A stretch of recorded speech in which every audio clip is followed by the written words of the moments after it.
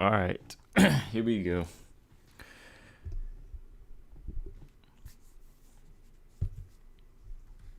All right. Yeah, we about to get. All right, we about to go ahead and get into it. I said, let me go ahead and jump on and get this thing started a little bit early today, because tonight is fight night too. But we had a major fight last night. Major fight that a lot of people, they on the rampage right now. Everybody's been on the rampage about this thing right here. So I'm gonna give you my thoughts. I'm gonna give you my outlook on the fight. So yeah, we're gonna get started here in a minute. Big George, what's going on, man?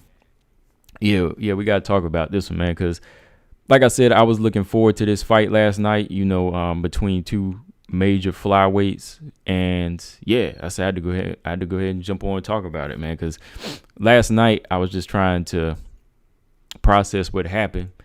I was trying to watch it again, but I couldn't pull it up again, so I'm about to pull up the fight again. But I just wanted to give like a first reaction here. And like I said, I was thinking about coming on this evening, but I said, oh no, I can't, man. We got fights tonight. So I said, let me go ahead and jump on this afternoon before I lay it down. I said, let me go ahead and plan on coming on at 1 so we can talk about it. We're going to talk about it a little bit here. So let's see. Give me 1 minute. Let's start at the 6-minute mark here. Going by my timer. When time gets situated. And there we go. Time hits the 6th-minute mark. We can get started here. Hang on 1 second.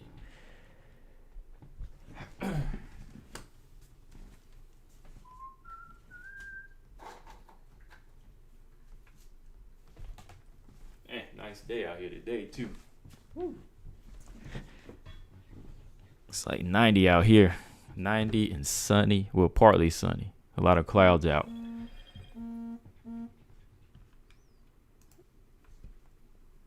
Okay. All right. Here we go. So, man, let's see here.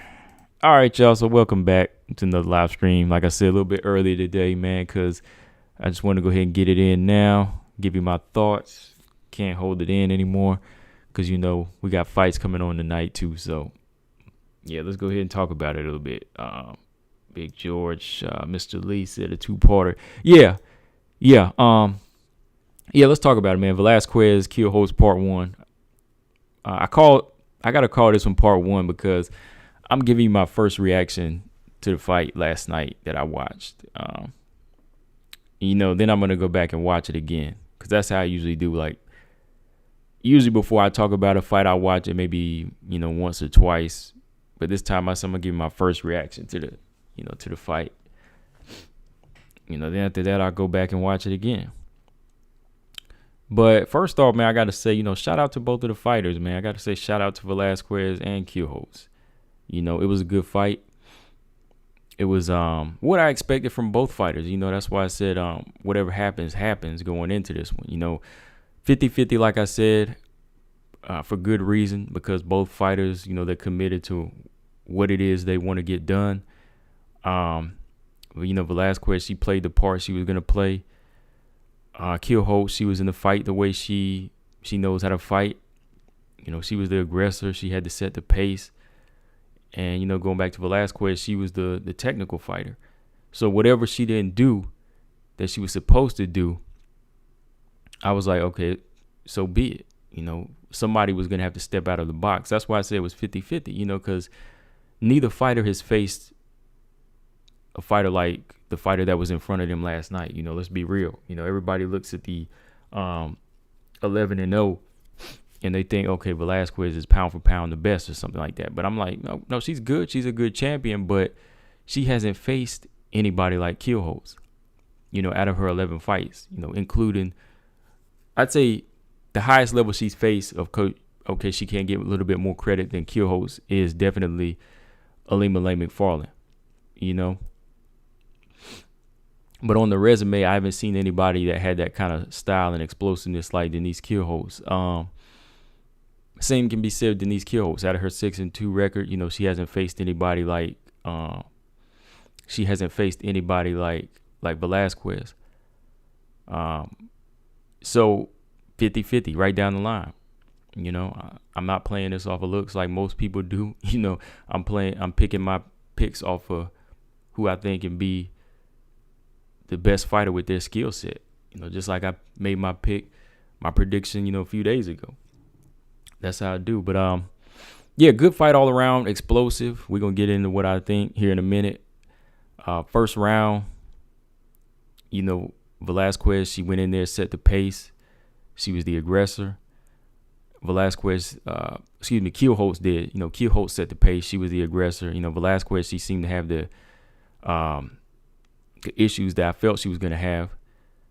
But starting in round 2, that's where Velasquez, she started to use that key.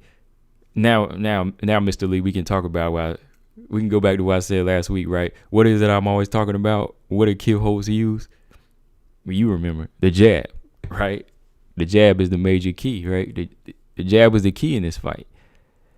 In that second round, the jab really started to turn the fight around. Whenever she started to set that pace and started to get into a groove, she started measuring her range well. But Kielholtz, she was still having some success. She was having success with her leg kicks, always touching Velasquez, always putting hands on her. And there's a point to why I bring that up, because it's similar to something to a fight we seen not too long ago. But yeah, she was touching her, but I think she was just too caught up in looking to land a big bomb. And everything that was happening on both sides was how I pictured it, which I was surprised. I thought somebody was going to level up and step out of the box and take full control and be dominant in this fight, but it was never that way. Kielholtz, she was putting the punches together, but she was swinging wild, just like I figured she would. I thought she would have, picked her shots a little bit more. When she threw combinations, some of the combinations would land, but not everything would land, because Velasquez would do one of my keys to victory. She would take that angle. She would take the angle and get out of harm's way, and she would make Kielholtz miss by a mile, But here and there, Kielholtz continued to touch her throughout those mid rounds. I think, again, she just got too caught up in landing and trying to land bombs and not really setting up traps. There should have been a time where Kielholtz let her take the lead. I think Kielholtz needed to let Velasquez take the lead in this fight a few times. Let her come to her and let her utilize her reach a little bit more. Kielholtz needed to let her come in so she wouldn't have to fully extend. You let Velasquez come in, you won't have to reach as much. Boom, you can meet her mid-range. I think she was trying to come forward a little too much, and Velasquez was able to be a little bit more technical, methodical, and stop some of those offensive rushes with the jab in the straight left hand. So Kielholtz, good first round. But the meat of the fight, that 2, 3, and 4, there was just too many close moments in there for me. Kielholtz definitely was stopping the jab nicely in the first round, but then she kind of abandoned it. She started eating the jab too much. You could see the force that Velasquez was hitting her with. I mean, look at the damage. And Kielholtz was attacking the legs. She was attacking the legs nicely, but Velasquez again was just knowing how to wow the judges. She knew how to wow the judges. And that's why I talked about with certain moves you have to make. Certain moves you have to make at certain times in the octagon. Certain moves you have to do to take these rounds, whether you like it or not, whether the fans like it or not, whether you're a Velasquez fan or a Kielholtz fan. There's certain things you have to study with these judges that they look for. And that's something I've been studying forever now, because it's like whatever you think is going to be that, it's the opposite of what the judges think, or maybe at least one of the judges. Why you think the fight was a split decision? And with that being said, for a split decision, I can't argue with that. Whatever way it went, whatever way the fight went, honestly, that's, I can't be mad at Velasquez getting the fight, because again, she knew how to steal it from Kielholtz. Sometimes aggression is not enough. Aggression and touching is not enough. You have to shut your opponent's offense down as well. No matter how many punches you think they're not landing, or how many punches you think they're getting away with, that they're not being effective enough, it's on Kielholtz's part to land, but not let your opponent land anything as well. Hit and not get hit, right?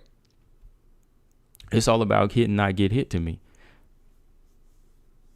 So was I upset?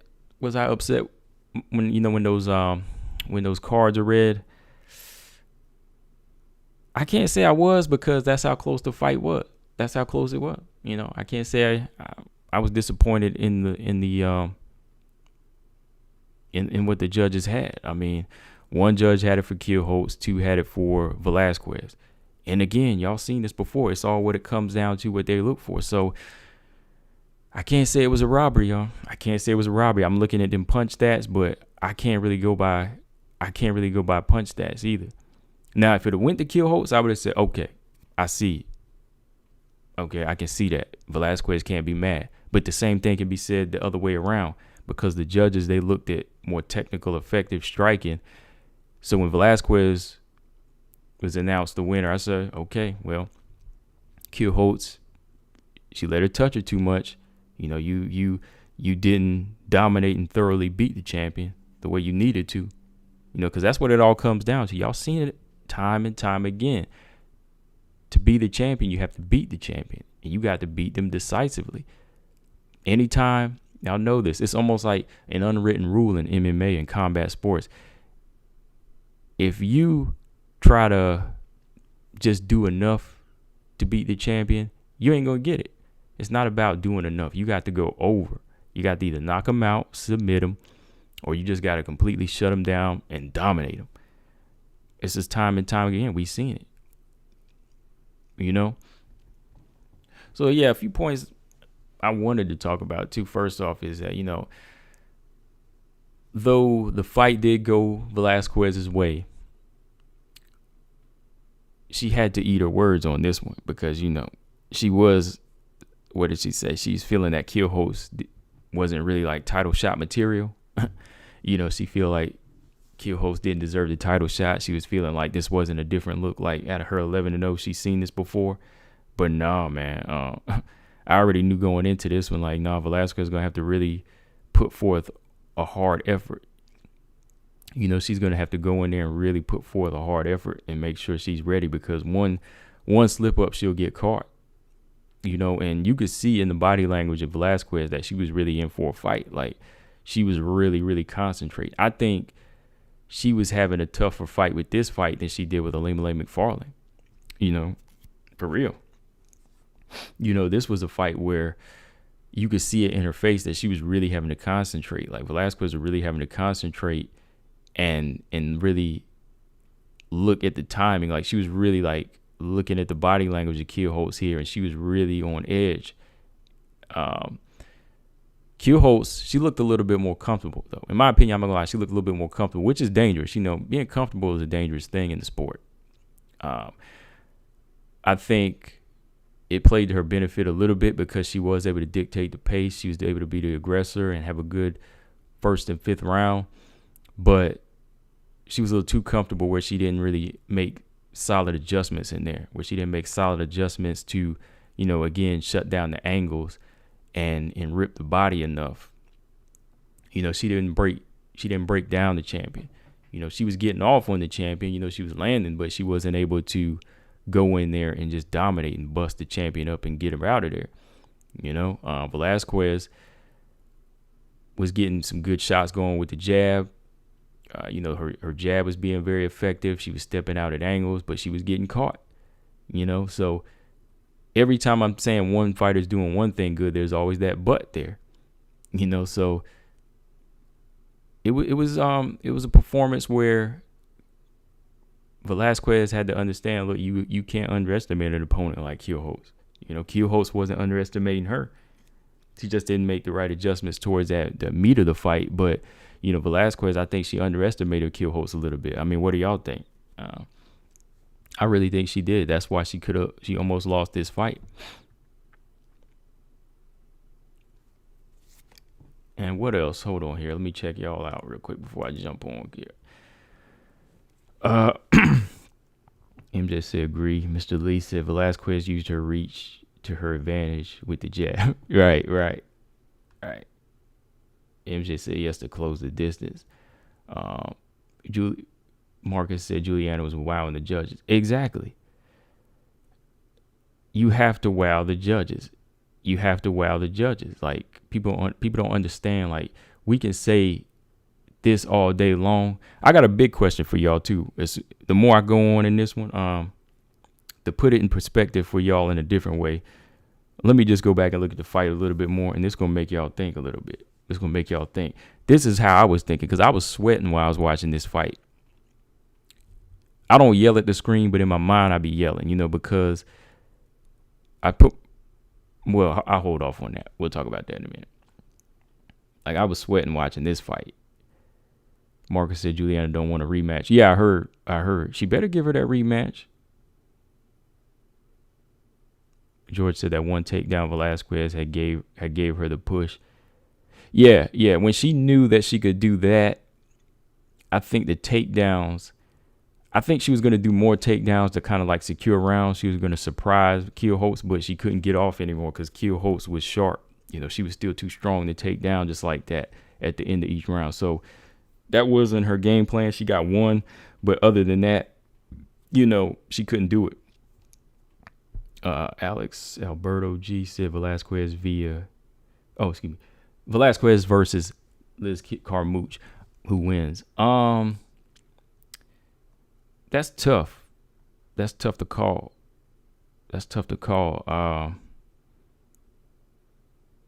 I think Liz Carmouche would take more chances in this fight, though. I think that kind of Watanabe win kind of got her momentum going. That's a tough one to call, though. Yeah, that one's a little tough. I'm kind of leaning towards Carmouche myself a little bit, just because of her experience. But let me go back to what I was saying. So, robbery.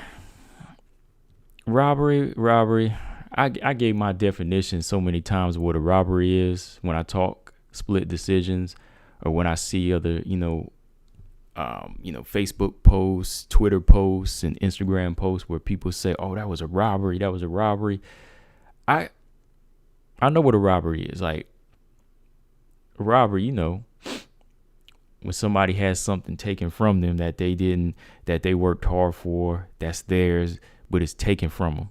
It's just taken from them by that other person. I wasn't really feeling that in this fight. Again, I saw the stats. I saw the stats. But it was one of them fights that could have gone either way. Again, this is my first reaction. I got to watch it again. But my first reaction, what I saw was a close fight where neither fighter fully leveled up, but the champion was doing just enough to wow the judges with their skill set. There was a little bit of everything that Velasquez was doing, the striking, the defense, the angles, setting in the traps a little bit. The one takedown did, secure a round for her.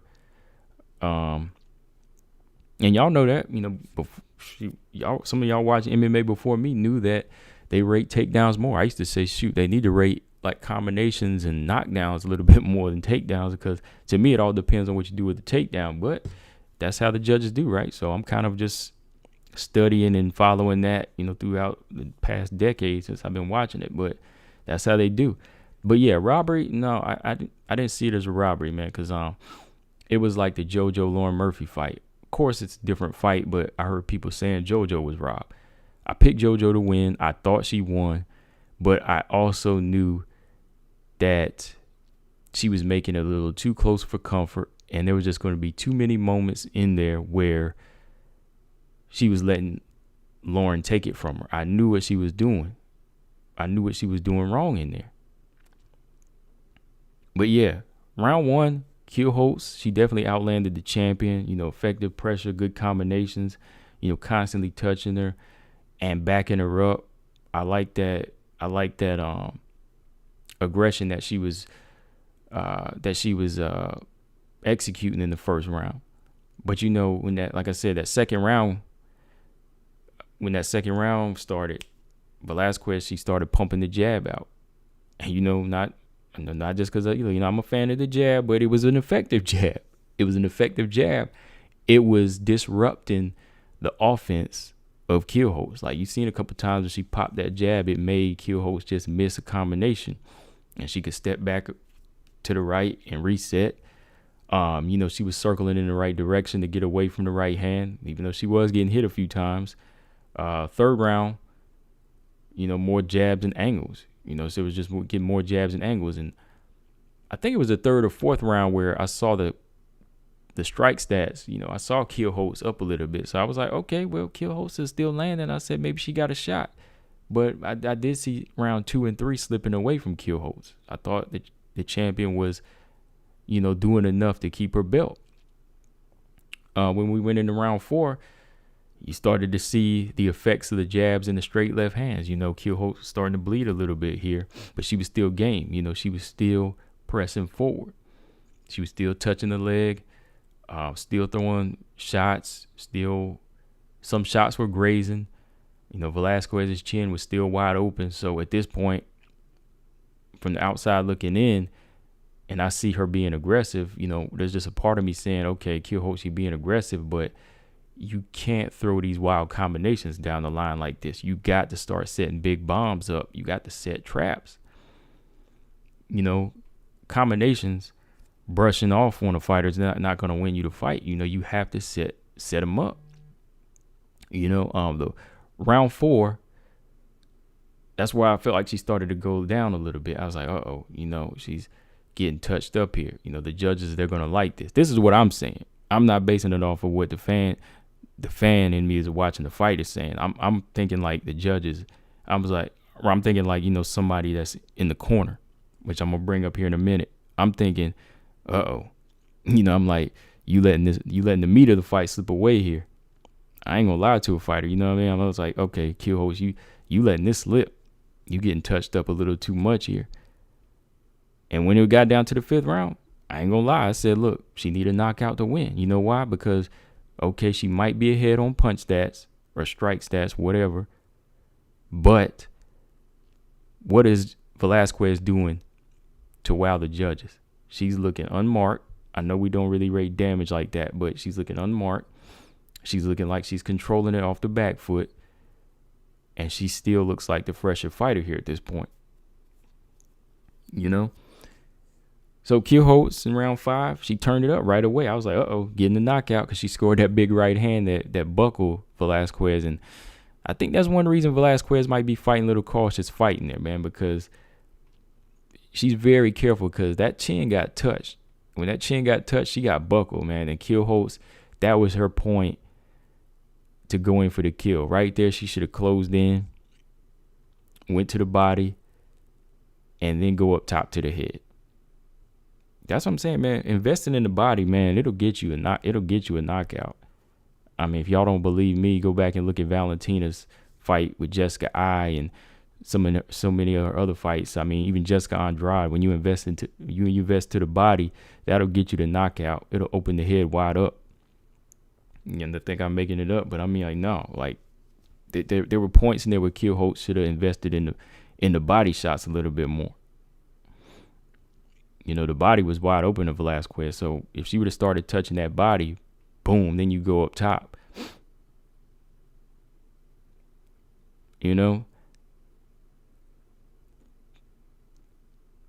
So, yeah, after what I saw, though, first round and 5th round, I definitely gave the Kielholtz. 2 and 4 were Velasquez. And round 3, it was like a swing round. A little bit, I think it was round 3 or round 4. The round where Kielholtz really started piling up, she really started piling up strikes on her, where she started landing a little bit more, even though she was bleeding. When she was bleeding in round 4, where she was really getting hit with the jab. So one of them mid rounds could have been like a swing round where you could have gave it to either fighter. But I think for sure, though, round 1 and 5, Kielholtz did win. Velasquez 1-2. And let me see. I think it was 4. Did I make a note of it? So Velasquez got 4. Yeah. And that third round was the round that could have went either way. Yeah. Yeah. So when the scores are read, yeah, I wasn't really like upset, because I said, oh man, like they both really tried to execute what they wanted to do, but nobody really just stepped out of the box. Nobody really stepped out of the box fully and said it's time to dominate. There was just too many seesaw moments here, Hang on, let me pull this up too. Like, I know this is like a big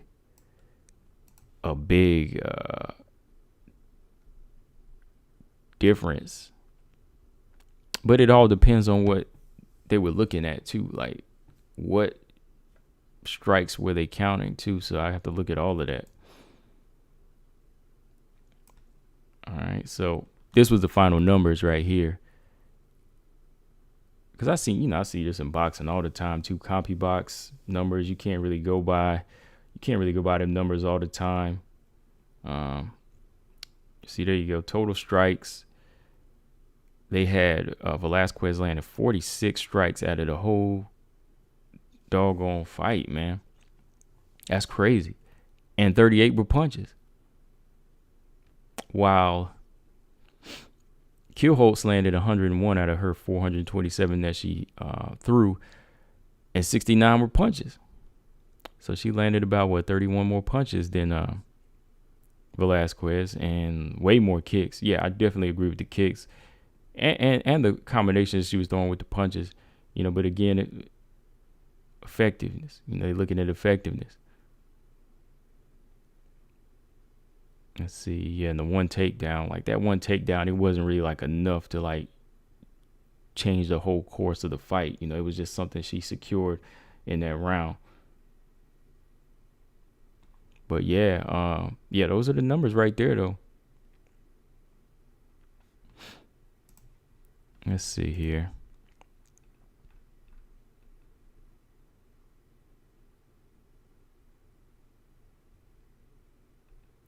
So yeah, what I saw in the fight was just a fight between two top level flyweights that were a little cautious about each other. I know Kielholtz was being the aggressor here, but it just seemed like they were being a little overcautious, like they didn't fully commit. Like, I think there were times where Kielholtz, she needed to lay it all out on the line and just really close that show. Like I said, needed to be more methodical and set him up and not swing so wild. And Velasquez, she was kind of doing what she usually do as far as being technical and a little overcautious. Like Velasquez, when she took on Alima Lay McFarland, there were some times in that fight where I was like, come on, like Alima Lay's open. Velasquez could have knocked her out, in my opinion, but she let the champion take them last 2 rounds easy on her, take her down. So Velasquez, I thought it was maybe like a tense moment in her championship fight, but this fight here kind of showed you that yes, she has the tools, but there's still kind of a issue with her fully committing. She's very, very defensive minded, and sometimes that can be a gift and a curse. Velasquez is very, very defensive minded at times in this fight, where I was like, you got the key. And again, back to the champion fight with Alima Lay McFarland, there was like, you got the key now. You got the size, the power. Should you be on the back foot like this? So again, like, maybe that's how one judge saw it. He was like, whoa, look, Kielholtz is backing up the bigger fighter here. One judge said Kielholtz is controlling this fighter. She's bigger and longer, but she's beating her up. That's how they probably saw it. Like she walking through her jab and she's putting the pressure on her. And some judges look at that. Y'all know, because Caitlin Chikagan versus Jessica Eye. One fighter can put the pressure on all day, and that's one couple of judges might like. I thought Caitlin Chikagan won that fight because she was fighting smart off the back foot. And I know that this kind of is a similar situation, but it's definitely different, but it has a similar situations here where Kielholtz was applying the pressure, but Velasquez was fighting smart off the back foot, avoiding a lot of exchanges and picking her shots. So like I said, it's one of them things where you say this person was doing this, but so-and-so still didn't do this. Kielholtz did this, but she wasn't able to do this. It's still one of those things. Well, let's see. My other point I wanted to cover here.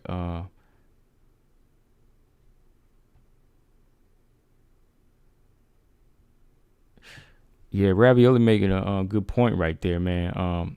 It doesn't look good when you miss 300 shots. Yeah, like that's my thing, man. Like she landed a lot, but she missed a lot. Like to get 50 punches, you can't throw 200 or 400 punches. I mean, you got to be a little bit more accurate. And Kielholtz was in the past, she is an accurate puncher. But the thing is, she was dealing with a different fighter she hadn't seen before. She was dealing with I know she's from the kickboxing background, but she was dealing with a different breed here, bigger, taller, longer fighter that was going to be pumping the jab out and using some angles here. It showed in the performance. It showed that she had to throw high numbers, a high number, over 400 punches just to land the 100 that she did. So that's one way of seeing it too. When you have to throw this high number, it kind of puts those combinations kind of far in between in rounds. You know what I mean? It's not like the whole round you were boom, boom, boom, boom, boom, boom, just constantly touching that person. There's still little moments where you might land a combination, but then you might get jolted back with a jab and a straight left hand.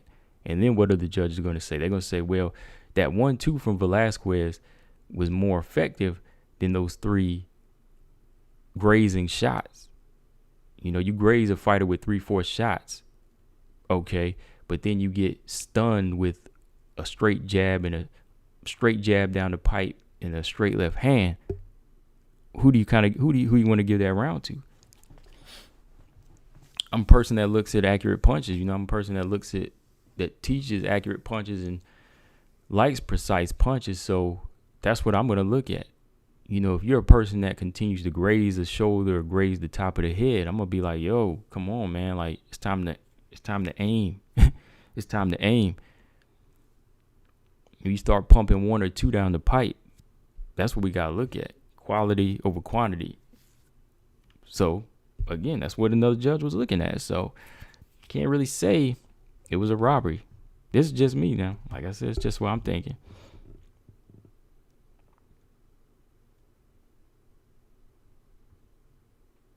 Ravioli said, why didn't Juliana throw more leg kicks? She made Kielholtz stumble on a hard one.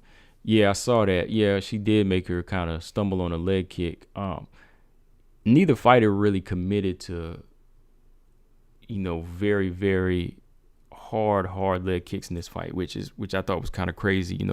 Kielholtz was landing some good calf kicks here and there, but again, I'm not trying to be nitpicky, but I didn't really see either fighter really go for that back of the knee.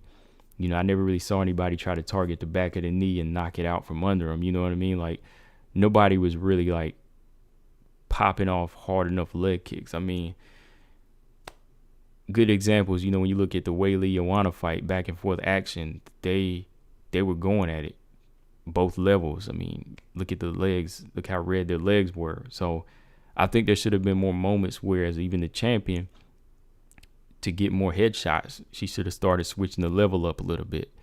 Like Juliana, going by their numbers, 7 kicks. She landed 7 kicks out of 23. the whole fight. So when you average that out, how many is that around? Like 4.5 around. She's throwing maybe like 4.5 kicks around. And that's another thing to look at. Velasquez, I think, from being apprehensive to throw leg kicks, she was trying to be quicker on her feet to avoid the power shots. That's what it was. You know, she felt if she would commit to too many leg kicks, she might get taken down or she might get countered with the right hand. But that's all a part. That's a part of the game, man. You still have to be well-rounded, though. You know, you just can't ignore a big key like, you know, the calf kick, committing the leg kicks. That's like the second. It's like the second jab to me. You know, it's very effective in an MMA fight. But yeah, but let's talk about this too. Hold on, homie. All right, so like I said, I know a lot of people feel like this was a robbery. They thought Kielholtz did enough to win. I'm going to ask y'all this, though, and answer it. I'm going to ask y'all this, though. Let me see how I'm going to phrase this for y'all. Because I was just looking everywhere, you know, YouTube. You know, I watched the post fights on MMA Junkie, and I saw how everybody felt like Kielholtz won the fight. Juliana Velasquez, you know, she got a lot of dislikes on her post-fight interview, and so many people are calling robbery here. All right, so you're watching it as a fan and you think that, but if you were in the corner of Denise Kielholtz, would you feel 100% like she really won?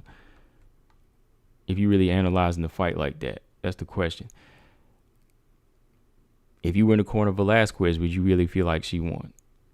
Like, as soon as the round 5 came to a close, if Denise Kielholtz, you were in her corner, would you start celebrating? Would you feel that confident that she won?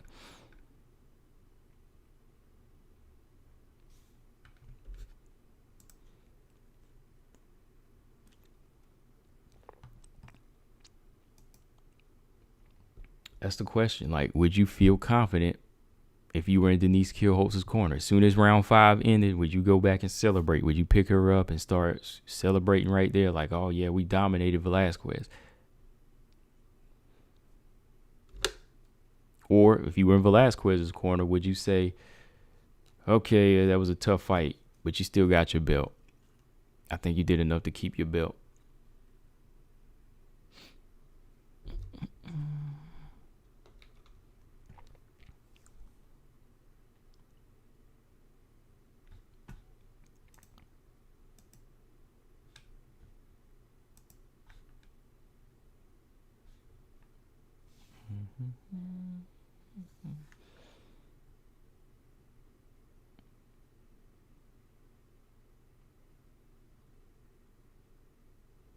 Because we're going to say we're in the corner of either fighter. You're in the corner of either fighter, right? We're going to take all emotion out. We're going to take all the fanboy talk out. Look, I like Denise Kielholtz as a fighter. But let's say I'm in the corner of either fighter. This is how I was watching it last night. That's what I'm going to tell y'all right away. My first reaction, I was watching it like that last night. Putting myself in both corners. And the one corner I felt like I probably would have been losing my voice. The one corner I probably would have been losing my voice for sure is Denise Kielholtz's corner. No lie. Because I would have been like, you are losing. You can disagree with me. You can agree with me here. You know, because everybody feels like she won. But if you were in that fighter's corner, would you really be walking away like we were the winner? Would you really raise your fighter in victory? Y'all as fans say one thing, but if you were in that corner, how would you feel?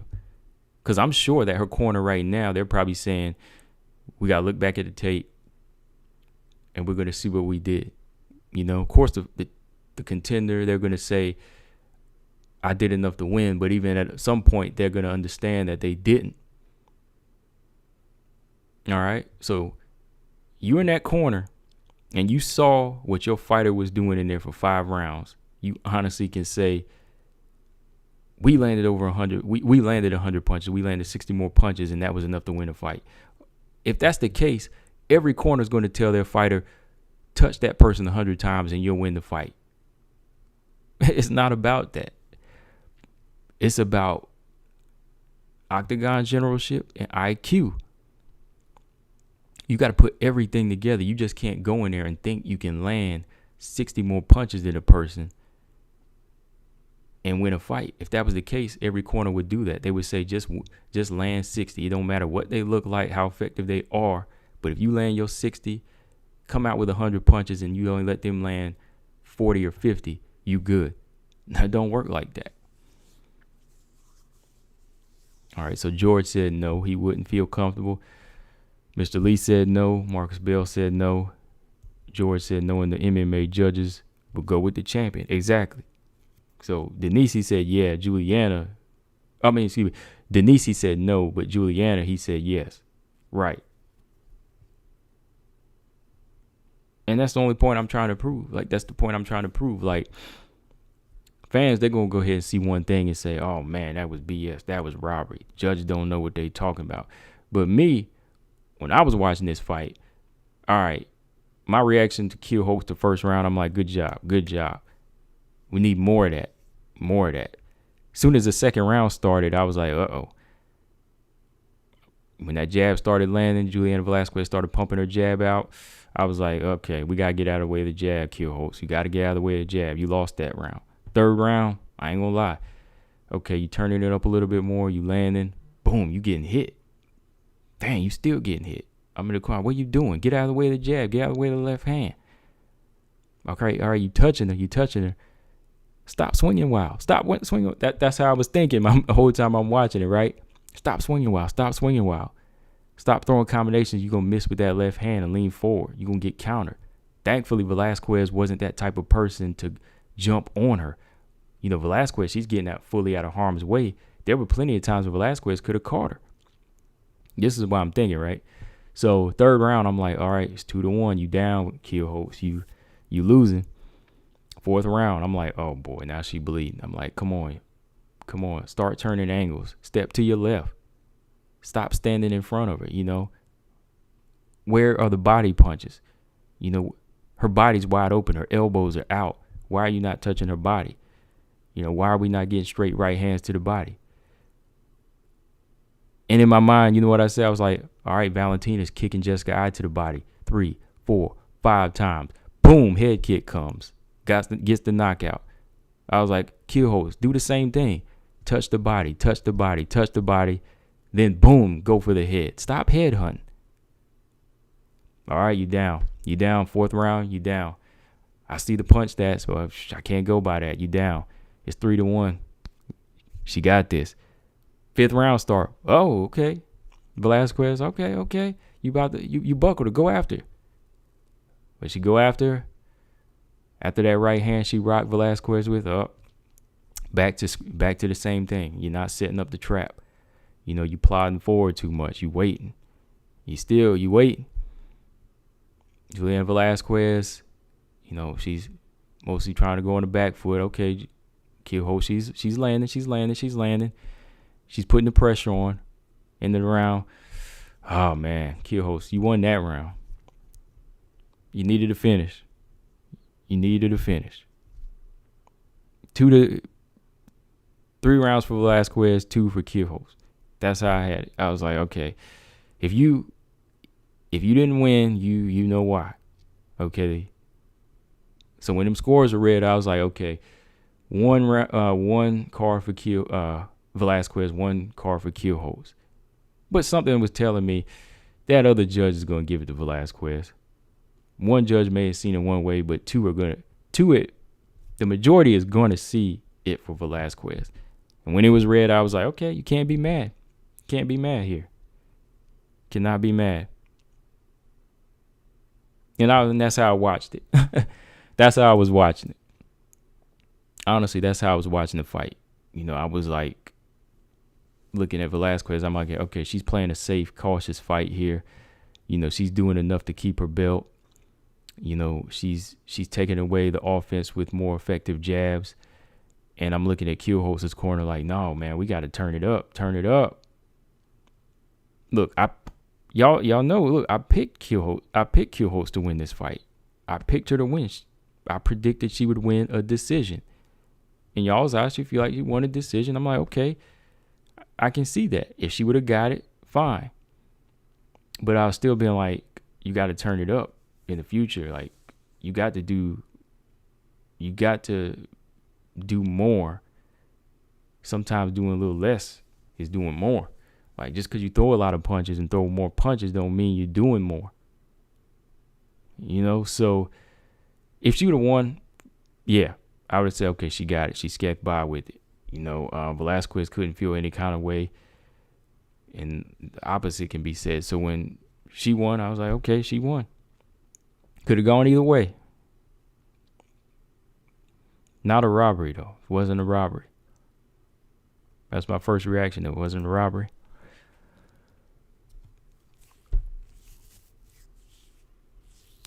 So, yeah.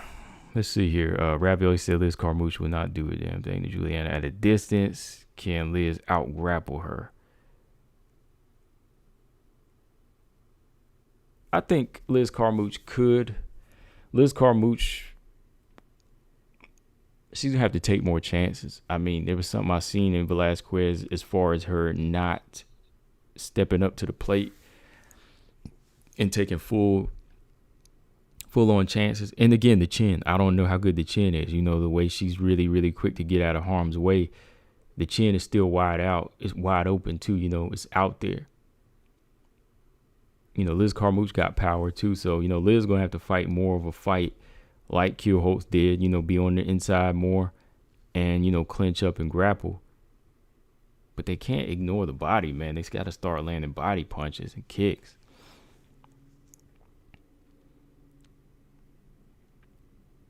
So Marcus said, well, we might as well enjoy Denise versus Juliana because that might be the last exciting fight for Juliana. And Juliana might fight Liz. Yeah. I agree. We're going to have to enjoy this one because thanks to Denise Kielholtz for pushing the action and pushing the champion and making her fight, that's why the fight was the way it was. And I knew that's how it was going to be. Kielholtz had the keys to make this a good fight. And she pushed the champion. I don't think anybody else going to push the champion like this. Because even the Lima Lake McFarland fight, that was like an uneventful fight. There wasn't really a lot of, great moments in there from either fighter. George said that the corner should have told Denise you need to be more aggressive, get her against the cage and throw uppercuts. Yeah, that was something I was thinking too. Like her chin's wide open. She's got it kind of cocked forward. And, the space in between her hands is, wide. There's like a great deal of space in between there. And my thing is, look, if you set the trap and let Juliana lead, you could probably land an uppercut. Like, there should have been a time where Kielholtz said, I'm going to let Velasquez lead. Lure her into the center of the octagon. Let her lead for a minute. And then you land the counter punches. Just like she let Kate Jackson come to her. She let Kate Jackson come to her. And as Kate Jackson was coming in, boom, boom, right, left. And that was it. I mean, I know Velasquez wants to be the counterpuncher here, but if you create space and you take it all the way to the center and you start going on the back foot, you could have lured her in, That's where I was kind of waiting for that, too. I was like, she's putting on a lot of pressure every round, but I'd like to see Velasquez take the lead. Let her take the lead so you can kind of sit back and catch a breath and pick your shots.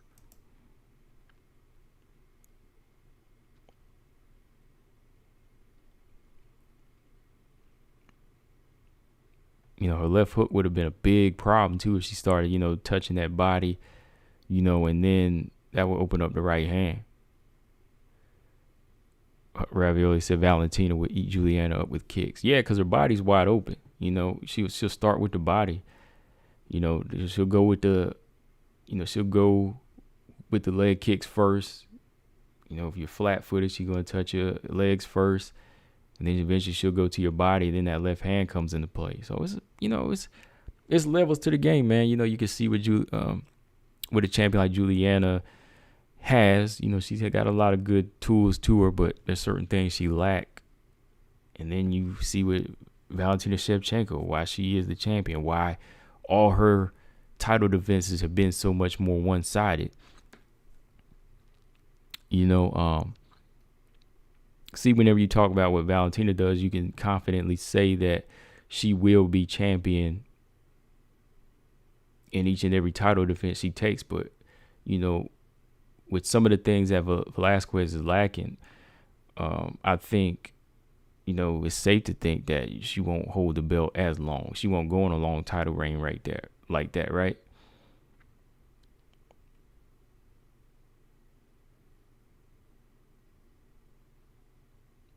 Yeah, Ravioli. Kielholtz's pace and her pressure is crazy. It's really crazy, man. It's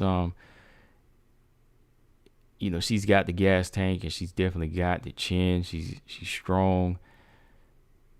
That's why I was like, man, they have to really set traps here, man. They've got to think a little bit more about luring the champion in and not just coming after her, because Velasquez at some point got comfortable and just said, this is what she's going to do. So let me pump these straight jabs out and I'm good.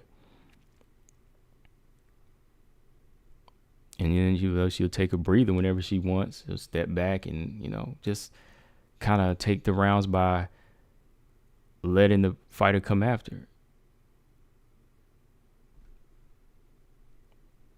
And letting her opponent come after her.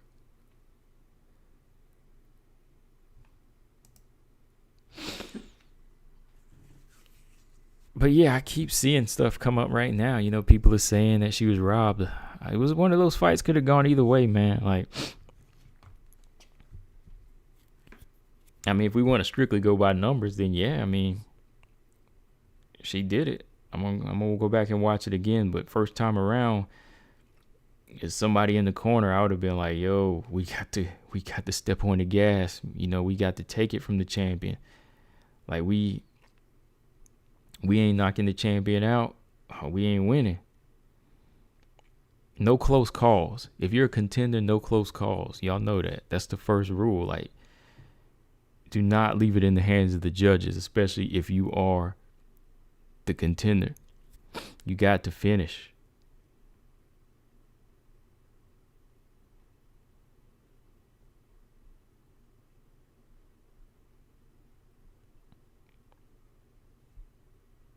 Okay, so yeah, last part.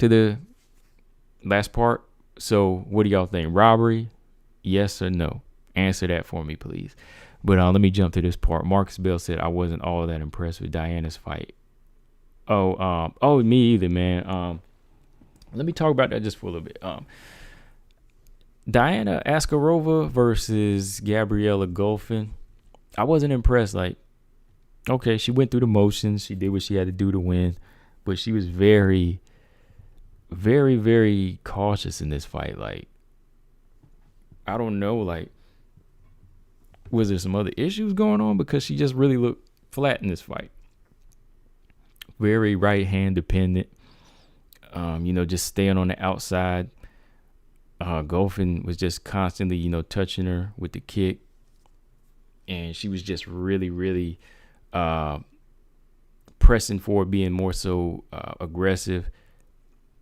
But in this case, Diana, she was still trying to stay one up on the card by, pumping out the 1-2 and, just trying to stay one step ahead. But it didn't really look like the performance she had against Tara Graf. But, that's styles make fights. Tara Graf, she's prone to getting knocked out the way she does. But, Golovin was probably a fighter they underestimated.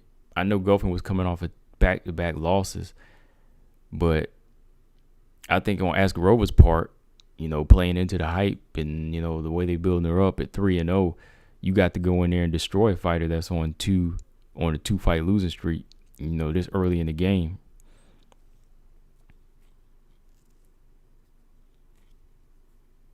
But yeah, she's definitely and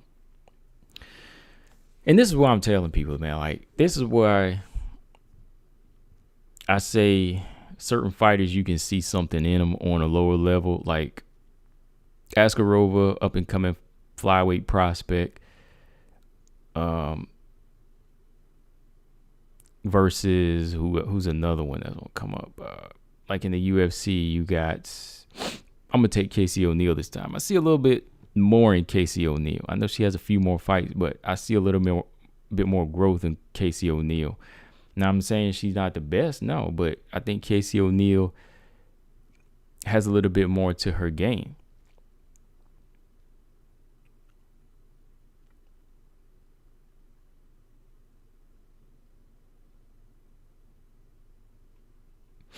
Yeah, I agree, man. Diana Asgrove, she was like fixing her outfit a lot. Like, I was wondering, there was a point where she stopped to fix her outfit, and she was lucky Goffin didn't go after. She was like, I don't know, tucking her shirt, tucking that singlet. I don't know, maybe it was the outfit. Maybe that thing was like squeezing her.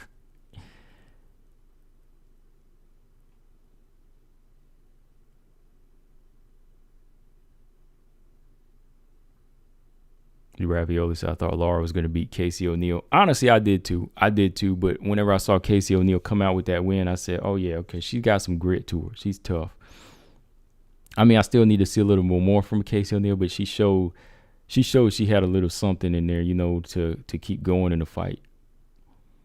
Strong, too, she is strong. All right, so George said not a robbery. Mr. Lee said not a robbery. George said the fight between Diana and Gabrielle should have been a draw. Yeah, I could have seen it a draw because it wasn't really like full on control taken, by Askarova. Gabriella was staying busy in that fight. She was touching her with kicks and hitting her to the body. Yeah, it did look like something was off with her. It did. Marcus said, if you look at the fight again and don't get caught into the hype, it wasn't a robbery. Ravioli says, definitely not a robbery. Yeah, I'm just seeing right now my YouTube page. I'm looking at the home page and a couple of videos came up. Somebody already got a video called Kielholtz was robbed against Velasquez. I mean, come on.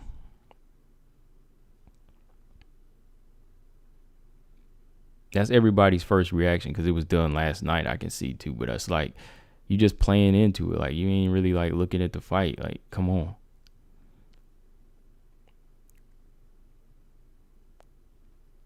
For me, I know it's not a robbery when I'm already thinking like, okay, like when I think like this, when I'm like, okay, you'll know why you lost this fight.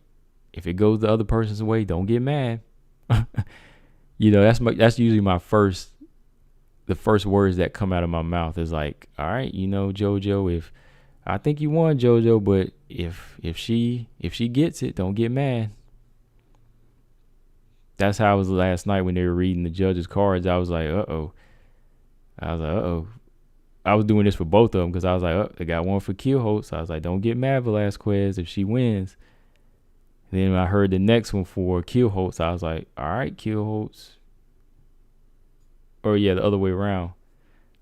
When one card got read for Velasquez, I was like, don't get mad, Kielholtz, if she wins. Then when Kielholtz's card got read, I was like, all right, Velasquez, don't get mad if she wins because you didn't do enough. You probably just didn't do enough. When that last one was read, I was like, okay, well, you weren't robbed. I was like, you knew what you had to do in there. You let the meat of the fight slip away. 2, 3, and 4, you let slip away. So don't get mad. It was a close fight.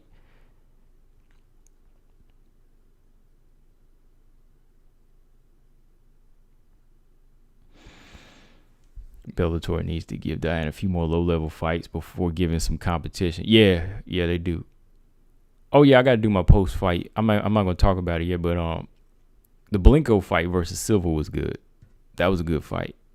That was a good knockout for Blenko. I had picked Silva I was kind of on the fence. Like, I just threw a name out because, I was kind of looking at both fighters and what they can do, and I thought Silva would attack the leg more and use her reach and her height. But Blenko, much better striker all around, man. She was just in there taking chances and switching levels and finding her range well. Silva was just jabbing too short in this fight. She was just off. Like, I was like, what's going on here? But yeah, shout out to Arlene Blencowe. You know, I like both of them, so it was really hard to pick in that fight.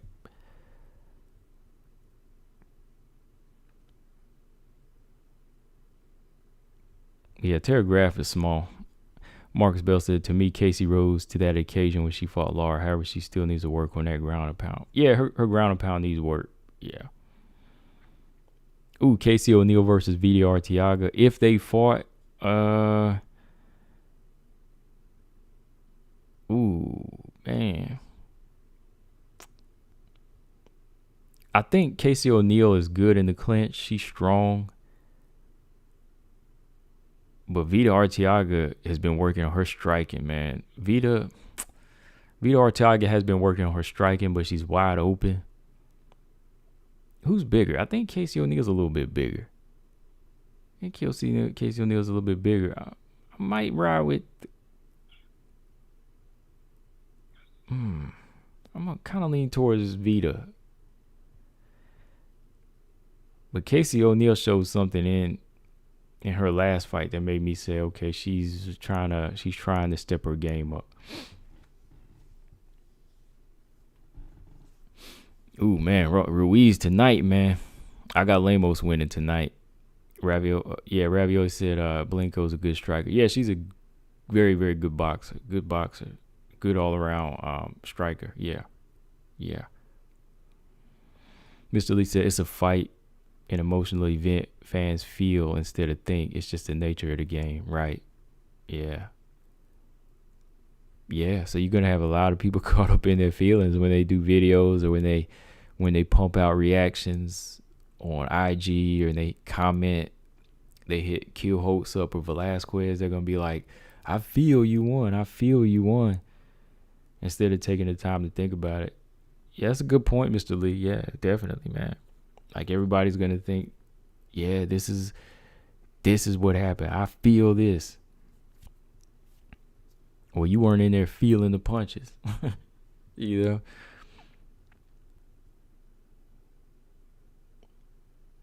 Yeah, George said, funny they cut Christina Williams back, but Deanna Bennett's still on the roster. I can get with Deanna Bennett. I can get with Deanna Bennett still being on the roster, but not Beck. I mean, I know where you're coming from with that, because yeah, Beck only had two times in the Bellator, in her Bellator contract to fight. Like, I think it came down to money.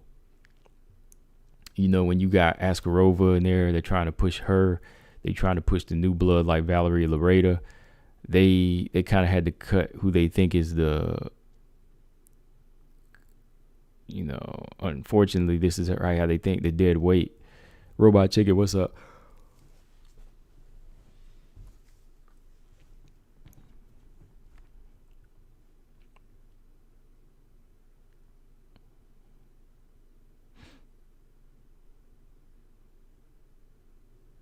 Ravis, I expect Lemos to knock her out. Yeah, Lemos, she hit like a man. She got that type of that power. And her striking and her stance is very, very, you know, it's very technical, assertive. Yeah. Lemos tonight, man. I gotta go with Lemos. I'm going Renault.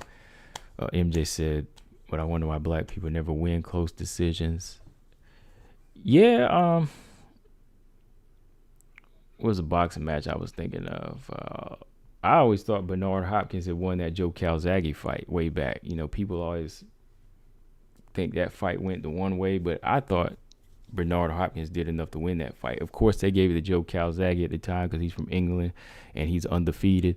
But to me, I thought he did enough to win. But that's what I say, man, whenever it comes down to it, man, when it's a close decision, you just got to, when it comes down to you being the contender and you know the odds are against you, you got to fight like the odds are against you. You know, Angela Hill, yeah, she's a good example of never getting close decisions. You know, Claudia Gadelha got outclassed by her, in my opinion.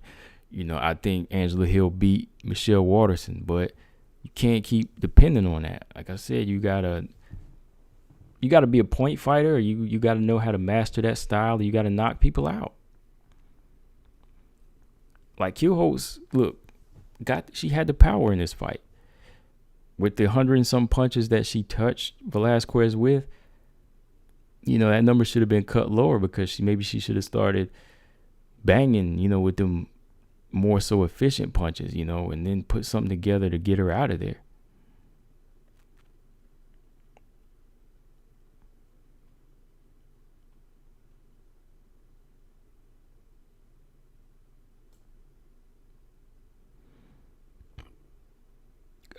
I can't really see Tate just beating Marion Renault like that, man, because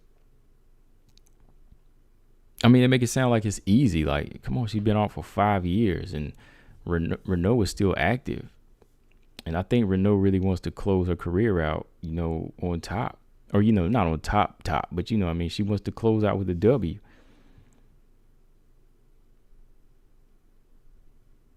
Ravioli said, with Megan Anderson beat Blanco, why hasn't Megan signed with Bellator PFL? I don't know. Would she beat Blanco? That's a good fight, though. That's a good one, man. I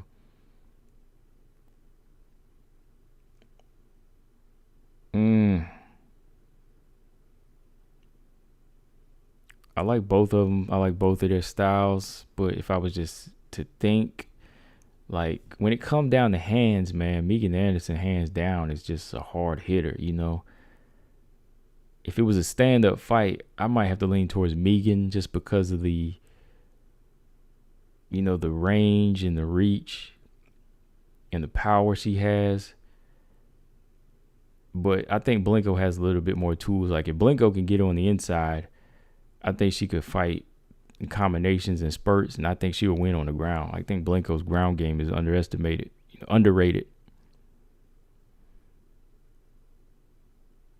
Yeah, but I don't know why she hasn't signed with anybody yet. PFL would be a good place for her. Shit, I think BKFC would be good for her. She would be, man, Megan would be killing girls in BKFC. I don't even think would they be able to find girls that big to fight her? Oh, yeah, Megan Anderson, she would win every fight in BKFC, man. Come on. Girls would be getting laid out. Robot said he got Tate winning this fight. Do I see her beating any top contender up? Not really. Yeah, like, even if she was to get by this fight, I don't think she'd be able to hang with GDR. I think Holly Holm would beat her in a rematch.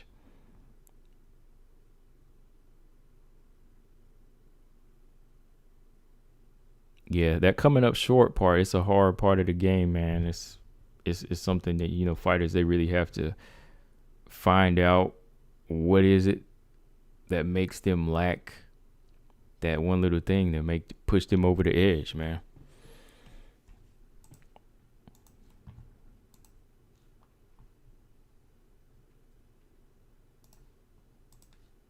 George said, I think Megan rather do commentary. Yeah, she's a good analyst. Her commentary is very good. Like, she's better than some men.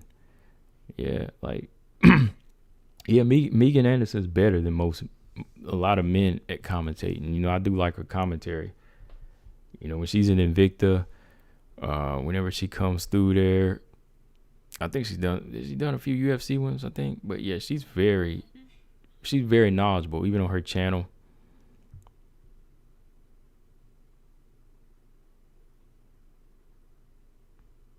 Yeah, I like her commentating though.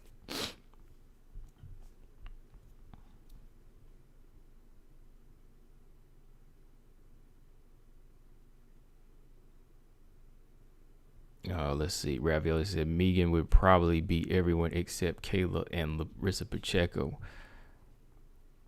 Let me see. I think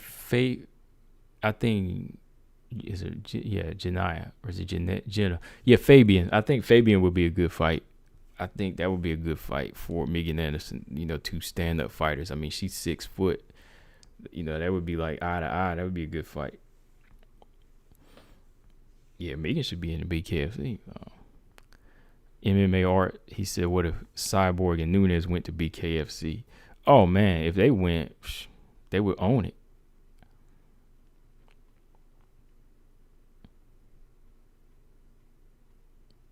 Knowing it's not MMA, I think it would be 50-50 between the three of them. Like, Megan. But then again, I don't know, because, Nunes, put hands on Megan. But then again, Megan wouldn't have to worry about takedowns or leg kicks. So knowing that she's got the hands, she could land some bombs, quick. So I could see between the three of them, if they went to BKFC, it would go either way. But somebody would be getting knocked out. Ravioli said, when is GDR Holly going to rematch? Who else are they going to fight? I don't want to see Aldana fight GDR. I don't know. I actually don't know. I wouldn't mind seeing Aldana fight GDR. No, hold on. I want to see Aldana fight Aspen Ladd, Macy Chason winner. Ladd and Chason, they fight next week. Yeah, Ladd and Chason fight next week. So I think Aldana to fight that winner. George said he think Martin Renault should rematch Betch. They could break the draw in their careers together. Yeah, that would have been a good way to go out. I mean, Betch, she's done. Marion Renault is done. I'm going to ride with Marion in that fight. I think she, be able to go out with the W.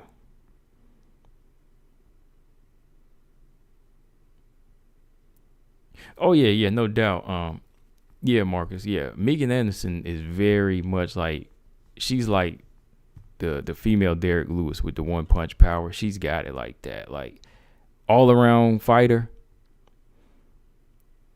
He said, I mean, I guess, yeah, she's got some good knock. I mean, when you compare it, like, she be touching chins. Like, the thing about Megan is that I wish that she would have had more time to grow. If she would have more time to grow as a fighter, I think she'd be, really, really deadly. I mean, she's knocked out like 6 out of her 11 wins. I think that's, that's impressive for where she was at, where she was going. But, since the switch up kind of, happened from, that inactivity to the UFC, over a year off, and just not having that work in between, it kind of damaged that, But I thought she was on her way to being that type of knockout artist. But yeah, I think she still got that type of power, though. If she got the right person to help her execute it, you know what I mean? Like, really put everything together.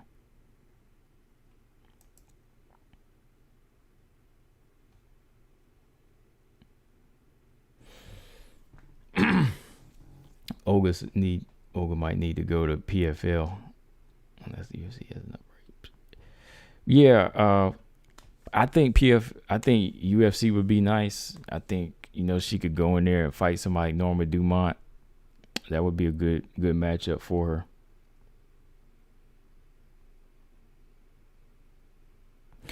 But let's see here. Yeah, like I said, I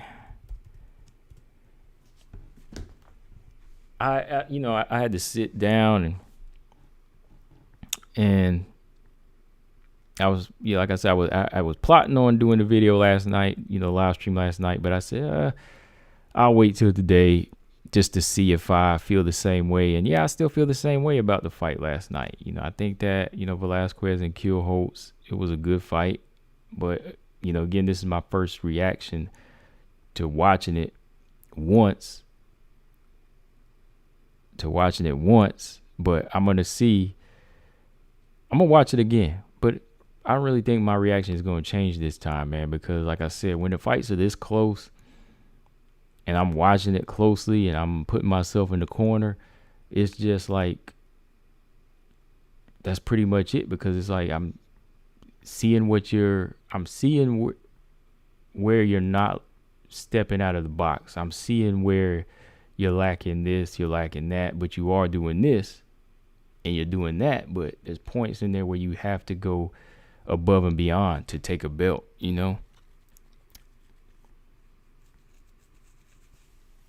Okay, yeah, let me ask y'all that too then.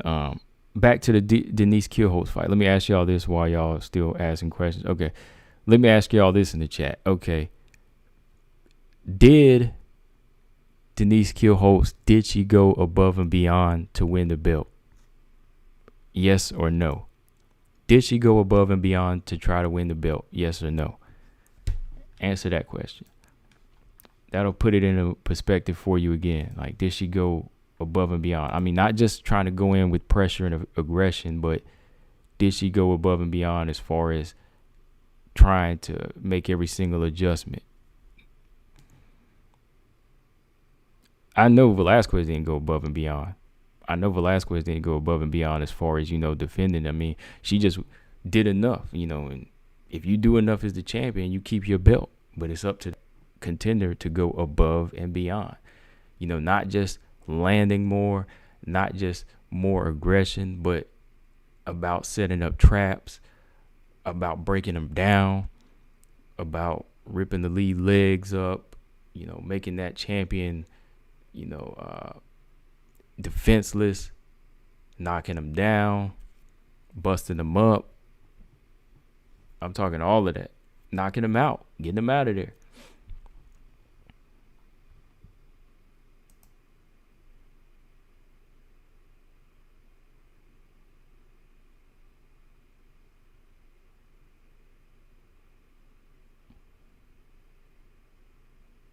Again, as a corner person, I would say, okay, you did good, but don't get mad. Don't get mad here because it was a close fight.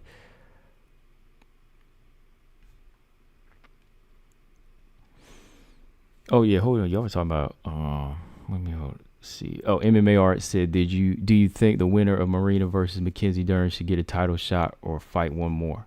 Because they both are on a roll in top 5. I think they should fight one more. Like, if Marina wins, she should fight a title eliminator with Joanna or Zhang Weili. Vice versa. If Dern wins, she needs to fight Joanna or Zhang Weili. Ravioli said she thinks she deserves a title shot if she wins. I think it would depend. But then again, you'd have to put it the same way. So I'd say one more fight. Because Rodriguez, I think, would deserve it a little bit more than Dern.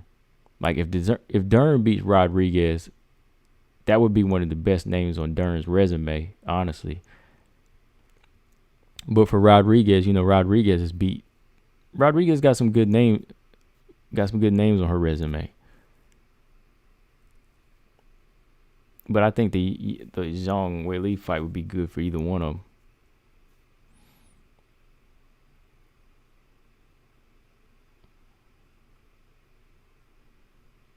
MMA Arts, I think she wins, though. She'll expose Mackenzie if Mackenzie tried to stand with her. Yeah, if she stands with her, that's a wrap. Like, I still think Marina is a better, all-around better striker.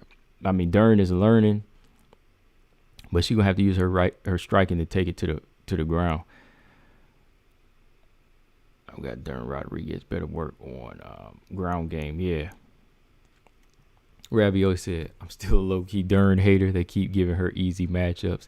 Yeah, like, I know what you mean there, Ravioli, because it's like I said, like, if she did beat Rodriguez, that would be the best name on her resume. So with that being her best name, she wouldn't be ready for a title shot. To me, she need a title eliminator next. Whereas Rodriguez got better names on her resume. So Rodriguez, if they want to give her that shot next, that's fine. So it would be like a title eliminator for just the one fighter, I guess, I know it might not seem fair, but it is, because Dern necessarily doesn't have a good, polished set of names on there like Rodriguez. Rodriguez got they both got Randa, but she got Tisha Torres, Michelle Waterson. She got Ebos on there, Calvillo, Carlos Esparza, even though she lost. She got some good names on her resume. I know Dern got Jandiroba, but that was before Jandiroba was higher up in the ranking. Oh, hang on. Let me see. All right. So what did I ask? Did she go above and beyond? George said no. MJ said yes. She did the best. She did her best more than ever. Mr. Lee said no. Marioli said didn't seem like Kielholtz had a game plan. MJ, I see it from the start. Velasquez was running. Velasquez did not win that fight. I can't say she was running, man. Like,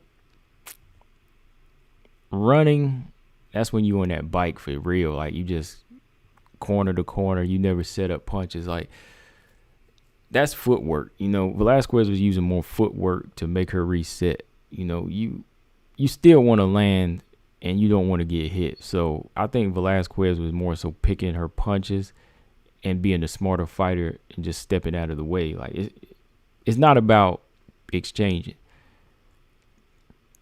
It's about landing the more effective punches and getting out of the way. You know, like, I could see where you mean she was a little too defensive minded. Like, yeah, I saw that, but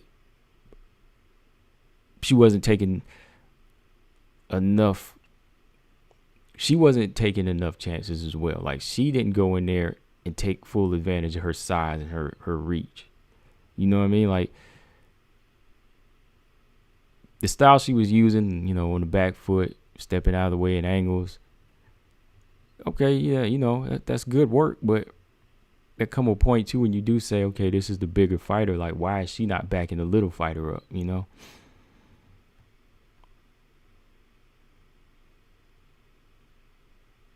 Yeah, George said attack the body and get Juliana against the cage. Yeah. Robot said, Chicken said she did well, could have did more. The takedowns was probably the difference. Yeah, Dern got power. Yeah, no doubt. Yeah, she's got power, but does she got good punch placement like Marina Rodriguez? You know, Marina Rodriguez got power. I think people slept on her. You know, I was kind of leaning towards Ebos too, but I said I know if Rodriguez get into a groove, she's dangerous. You know, Dern got power, yeah. Marina got power, yeah. Who's a better puncher? Marina. Can Dern knock out Marina? Yeah. But is she going to bring like another level of striking that Marina's never seen before? No. I don't think so. I think it'll take it down to the ground, but no, I don't think Dern will bring anything different that Marina top level strikers never seen before. But yeah, she got power. But her punch placement ain't good as Marina. Ravioli said I could see Mackenzie and Marina giving Whaley problems. Yeah, Jandaroba. Jandaroba won that fight. Jandaroba did win that fight. I ain't gonna lie. Jandaroba won that fight in my opinion. I mean, what do y'all think? Who else thinks that? Jandaroba won that fight. I mean, again, I'm not saying it was like a robbery. You know, I'm not going as far as to say that, but I thought she did enough to win the fight. Robot Chicken said Whaley is better than Dern everywhere besides her jiu-jitsu. I think styles make fights. I think it would be interesting. MMARC, yeah, because Mackenzie has a good jiu-jitsu game, but her takedowns and wrestling is kind of weak. She's not like Tatiana Suarez. I think Dern will be forced to stand up and get knocked out. Dang. Marina's a little bit easier to take down than fighters like Ebos, though. You know, like Marina's more of a, you know, Michelle Waterson took her down easy, you know, when they got into that third or fourth round? Yeah. MJ said, I think that Velasquez don't have a chin. I want to see her against Arteaga. I agree with you there, man. Like, I think, like I said, I'm thinking that as well. Like, I think she doesn't have a good chin. I think that's one of the reasons why she doesn't engage as much. Because, you know, yeah, she got dropped hard in a fight against was it Becca Ruth? Yeah. And this fight here, when that straight right hand hit her chin in the 5th round, I didn't like that reaction, man. That reaction that Velasquez had, whew. But that's the one thing I couldn't understand. Like, Kielholtz, they needed a better game plan to close in and land more sharp punches like that, you know? Because when she hit her square with that one, she really got a reaction out of her, you know? Overhand right. When you fighting a taller fighter, overhand right is good too. You know, overhand.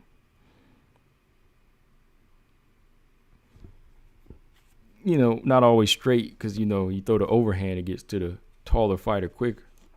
Comes down harder too.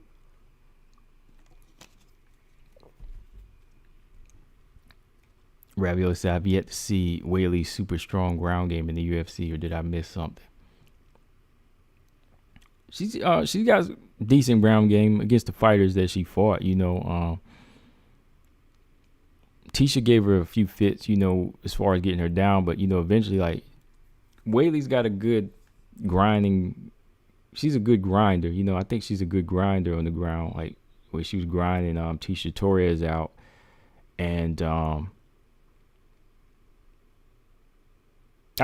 got to give her credit even for Aguilar. You know, that's a veteran in the game. You know, she grinded Aguilar out with the, you know, good elbows to the face, and she'll bust you up on the ground. When she takes side control of that top position, you know, I think she's very strong.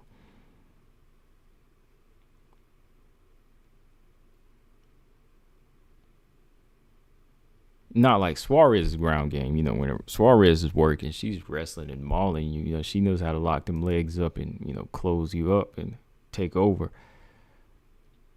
MJ said, yeah, Denise exposed her problem. Is that Kielholtz is too short.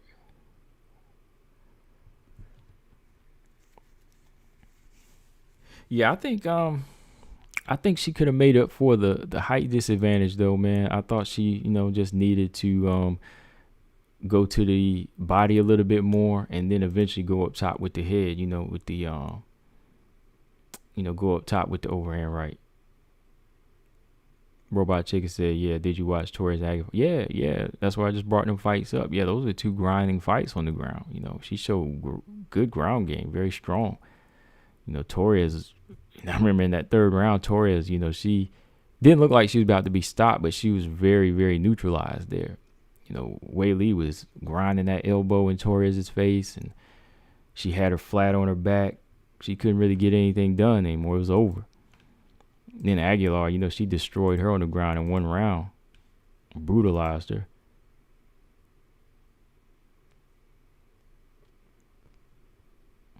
But yeah, back with what you were saying, MJ. Yeah, she, I think she could have made up for some of that, you know, disadvantage in the height. You know, I think she should have just been more so loopy with her punches. Because remember, Kielholtz may be short, but she's got long reach. Like, the height was a big difference, but the reach wasn't that much of a disadvantage. I think Velasquez was 67.5-inch reach, and Kielholtz was 66, so there was like 1 inch reach disadvantage. So Kielholtz was not like stubby, you know what I mean, with the arm. She could always punch her way in.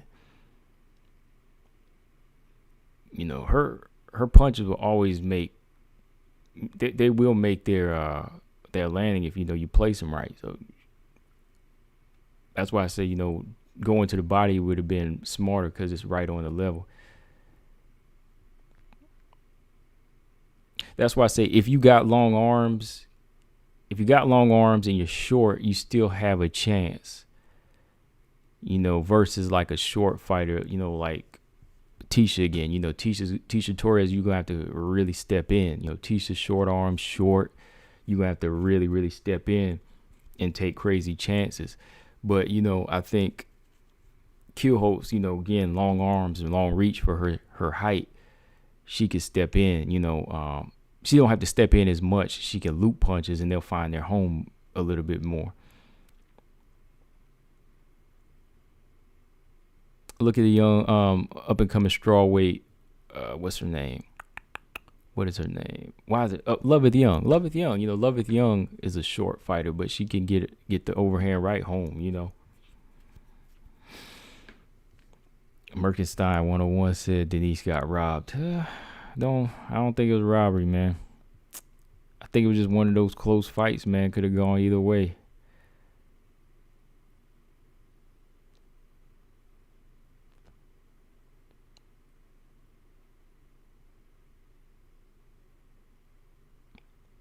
Yeah, I think if she would have kept her foot, if she would have kept her lead foot on the outside and stepped to the left, and started walking her down at an angle, you walk her down at an angle, she would have closed in a little bit more.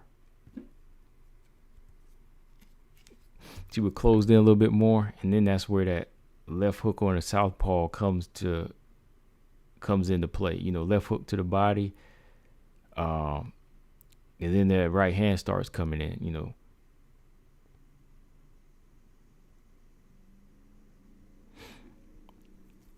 Yeah, Ravioli. Check that fight out. That Tisha Torres fight, boy. Tisha's strong. So Whaley did show a good case of. She definitely did showcase a good showing her ground game in that fight. To be able to take Tisha down, out wrestle her, and put your strength on Tisha, yeah, you got to be strong.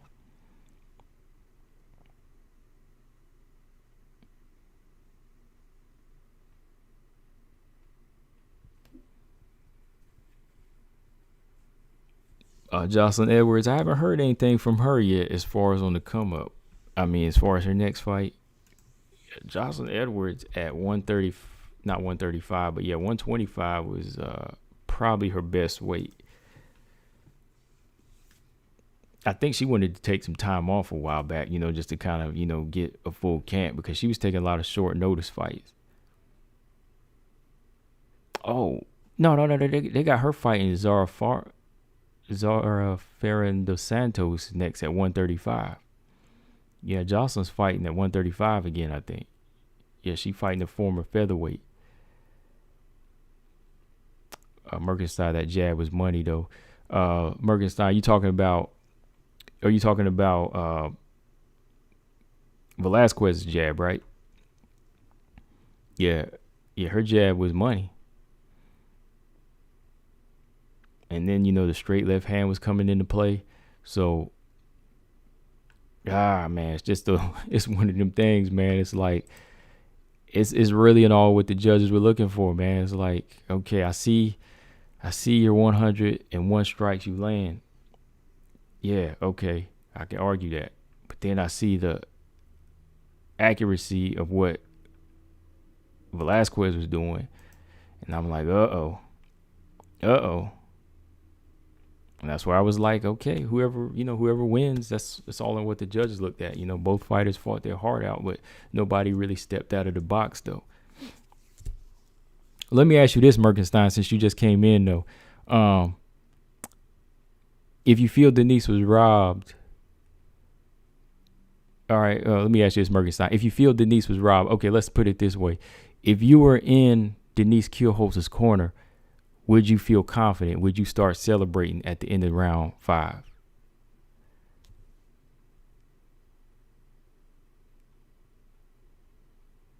Would you have felt your fighter won? If you were in Denise Kielholtz's corner, Merkenstein, would you have been like, oh man, you did it, you won? Would you have been confident like that? MMA Art said Shevchenko, Namajunas. Oh man, Shevchenko. I don't think she's going to give her any problems like that. I don't think her movement, her speed going to give her problems, man. Shevchenko going to close in and break her down. They sparred together too, right?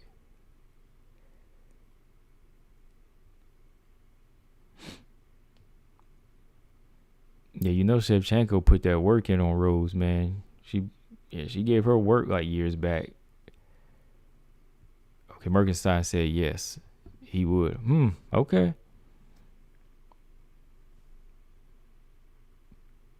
Yeah, I don't feel that way though. I mean, I wasn't thinking that way last night. When I saw that, I was like, oh man, here we go. It's gonna go either way.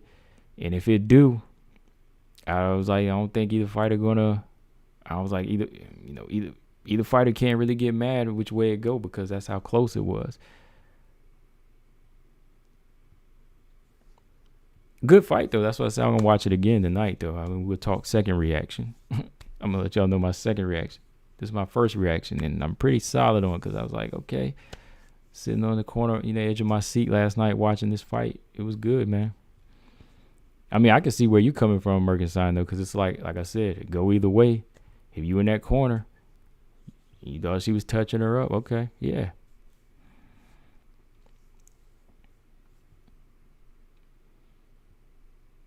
Yeah, Shevchenko, definitely. Yeah, man. Ravioli said Rose barely beat Joanna. That second fight, right? Yeah, the second fight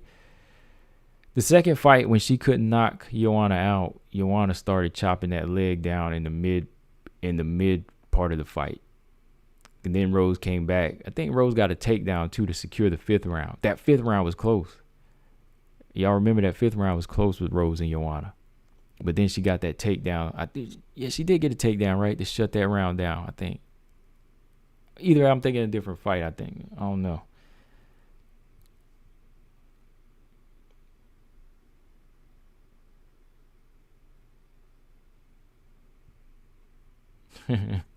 Yeah, that Valentina fight, that's too crazy. Yeah, because when they trained together, back when she was 4 years ago when they were doing the training camp for Joanna, Rose, she came out with a black eye and everything, man.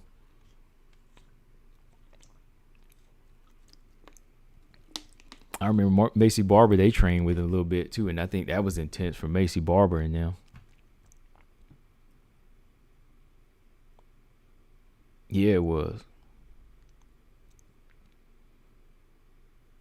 Oh, Ravioli said I thought she could make flyweight. She can.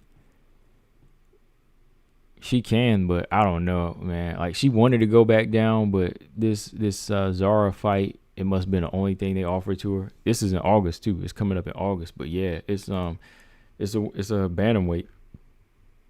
Cause Zara, she's coming down from featherweight, so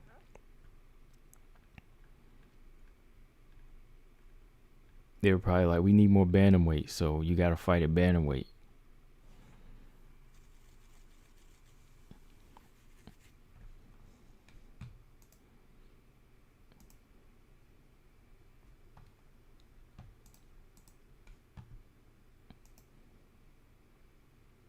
MMA said, yeah, but MJ, yeah, needs to learn how to cut the octagon off a little bit more.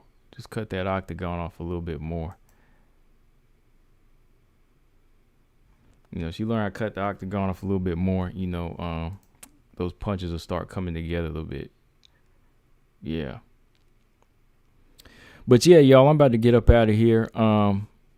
Like I said, I had to come on early and just go ahead and give you my thoughts on what I saw last night. My final thoughts, though, for now, my first reaction, I said it was a close fight. I didn't see a robbery, honestly. I'm looking at the numbers, but what we see in actual connection, sometimes it's a different thing. It's a different thing, and it just comes down to having to step out of the box, man. You really have to step out of the box and take control. If you want the belt, you have to go after it. You have to make that statement. I mean, it's one thing to land a lot of punches, but it's even more so to do a lot of everything to win over the judge's eyes. You have to really win over the judge's eyes, and it comes down to it. You got to go for that finish. Champions, they can retain their titles just like that, but as a contender, you got to look for the finish. Would I like to see a rematch? Yeah, I like to see a rematch, but unfortunately, I don't know if she wants to run it back. Juliana Velasquez says she don't want a rematch, which kind of tells me that she feel like she didn't do enough herself. And I will say this, the way she reacted after the fight when she kind of bowed down to Kielholtz, that does tell us a little story too, right? That tells us a story that maybe she feel like she didn't do enough herself, right?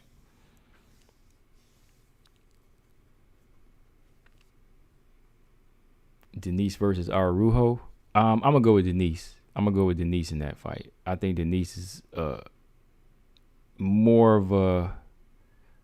I think she's got more of an accurate puncher and gas tank. Merkenstein, yeah, gas tank. Remember that, gas tank. Araujo ain't got the gas tank like Denise Kielholtz. Shout out to Denise Kielholtz too, man. She went 5 rounds and never gassed out. All right, she went 5 rounds and never gassed out in this fight.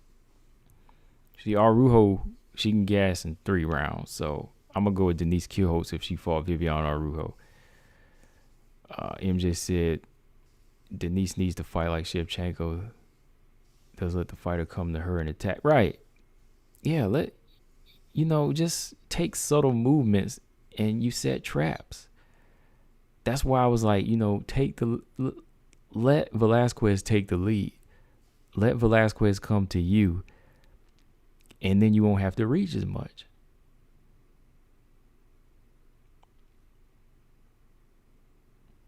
Yeah. Yeah, that's what I said. Like, Velasquez in her eyes, I think she knows. The judges saw one thing, but Velasquez must know something in her heart. Like, I got hit a lot of times in this fight. Ooh, I skated by. And, this girl, props to her. She gave it to me. So, if anything, that's a victory. If anything, that is a victory. I can understand that. That is a victory, man. To have the champ bow down to you. Because she talked a lot of trash too, man. Because, I almost scratch that. She didn't talk a lot of trash, but she threw little shades here and there like Kielholtz wasn't title shot worthy. Right?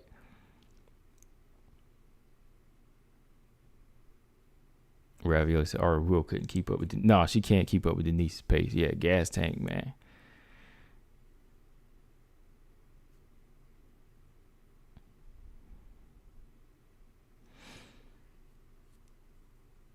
Yeah, a lot of respect to Denise Kielholtz, though. I gotta give her a lot of respect. She went in there 5 rounds, gave the champion a tough fight.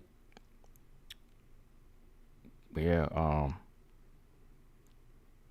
had the champ bow down to her. That says a lot, though. I gotta bring that up. That says a lot. If she could have, that was probably her victory. Then, in her eyes, it definitely was. So yeah. That's why I said MJ at the end of the fight. I was like, this is why Shevchenko was on another level, because her IQ is, to always win. It's not just to put on a exciting fight. It's to win, And yeah, I think George, I think her and Shevchenko training together, that would be magnificent, man. Denise Kielholtz and Shevchenko training together, I think she could learn a lot, polishing up, man, polish it up and,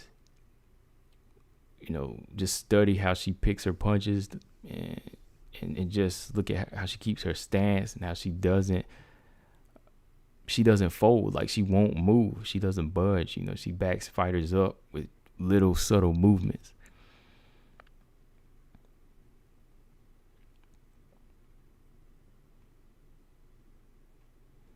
Marcus said one thing we can say is that Denise gave a good account for a rematch. Hell yeah, yeah. Like, that's where I'm against what Velasquez said too. Like, I am not with that. Talking about I'm not wanting a rematch. I'm like, whoever holds their own, that's who you should be fighting. To me, that's the person you should be fighting. If Alima Lay McFarland wanted a rematch right after, she would deserve it. I mean, their fight was 5 rounds. I mean, different type of fight, but the champion being the champion, if they lost the belt, I'd be like, they long-time champion, they deserve to get their rematch. Joanna, she got hers against Rose as a long-time champion. I know that Velasquez is not a long-time champion, and she got a tough fight from her first title defense. So to me, Kielholtz deserves a rematch, especially out of all of the top 5 fighters in the Bellator flyweight division. She showed a good account of herself in this fight versus what anybody could do. I mean, this side of a Liz Carmouche, maybe, we need to see what she can do. But to me, overall, I think there was, good showing. She showed her that, look, I am title shot worthy. And in some cases, I beat you,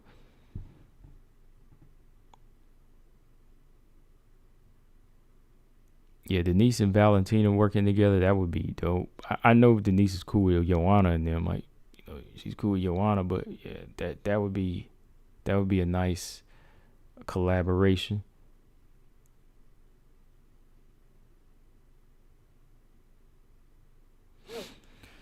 Yeah, if Pena won the belt, I don't know. I don't know if she would hold it as long. It would be bouncing back and forth. It would definitely shake things up, though.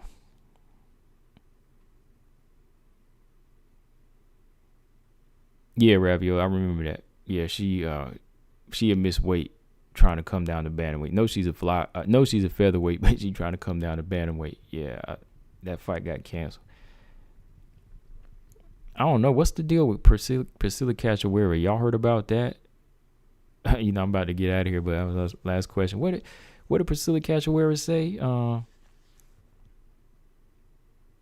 What did they say in the news? Like something about some domestic violence with her girlfriend. I was like, wow.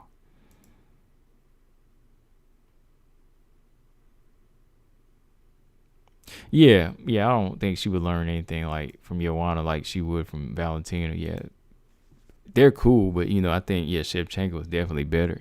I'm just saying that they were, they know each other more so.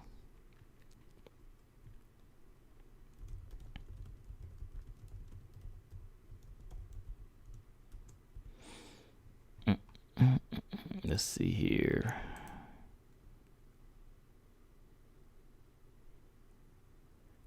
So, yeah, Conor Watanabe shooting her up the rankings over Denise Kielholtz was crazy. Off of what, 2 wins or 1 win, 2 wins, when Denise Kielholtz is finishing girls, 6 wins in the flyweight division, and 5 of them were finishes. Like what, 3 knockouts and 2 submissions, something like that. And she's number 4. But Conor Watanabe shoots up past her to number 3 off of 1 win. Takes on Liz Carmouche, gets knocked out in the first round. Come on. Almost lost the Lara fight. Come on.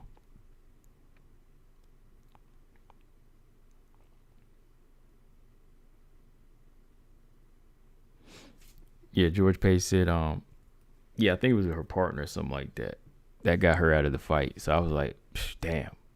Sarge and Cachoeira, that was going to be a good fight too. I was pissed off. I was like, dang, girl, save it for the fight. You know what I mean? I was like, save it for the fight. Save that energy for the fight.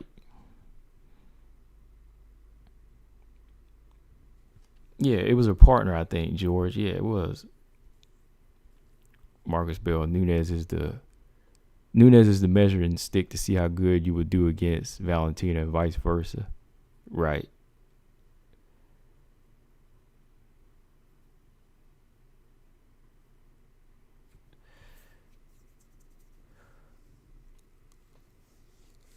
Yeah.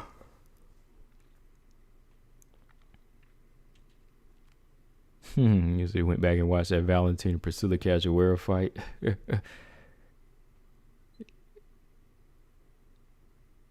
Yeah, Diana didn't. I don't know. Kind of watching now versus Diana.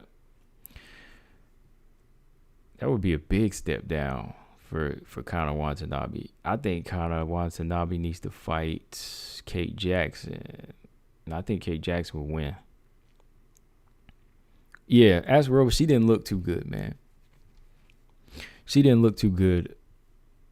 That fight, I ain't gonna lie to. I think it was George or Marcus. Y'all said could have been a draw. Yeah, it could have been a draw in my opinion.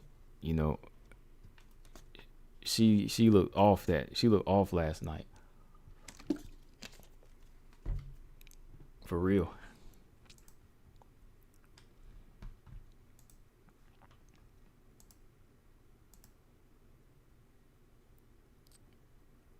Okay, let's see here, y'all. Yeah, all right. So let's see. Who do y'all got tonight? Anyway,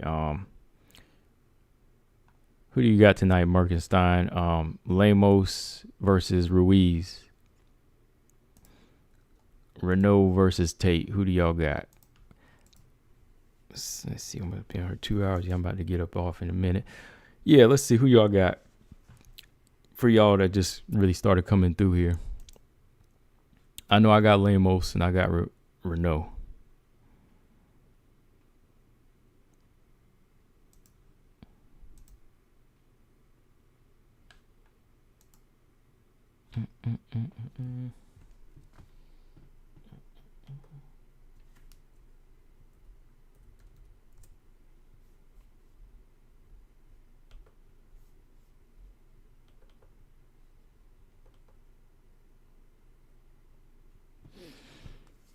Marcus I said he got Islam tonight. Okay, you got Islam, you got Lamos and Tate. Okay.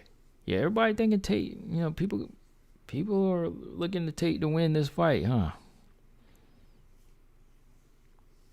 5 years away, but yeah, we'll see. We'll see. I mean, it's not a fight I'm confident in on either one, like really, but if I had to pick, I'm gonna go with Renault. Yeah, I think I'll go with Renault for sure. Yeah, I'm not changing my pick. MJ said the one thing Denise also exposed from Velasquez is that Velasquez got no KO power.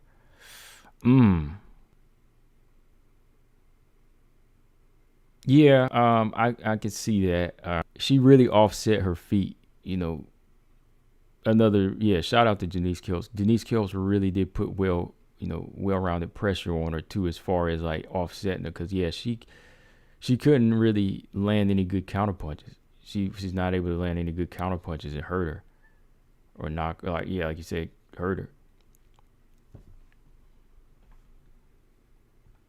Hang on, this thing's slowing down on me, so I might have to get up out of here. It was towards the end there.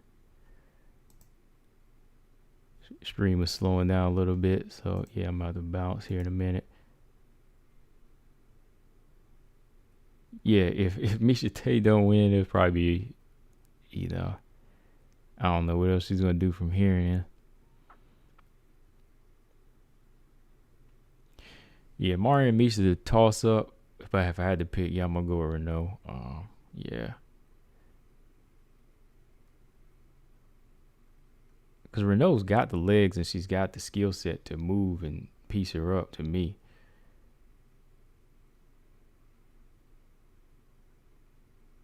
So Velasquez is a point fighter. Yeah, she did have. She could be a knockout puncher.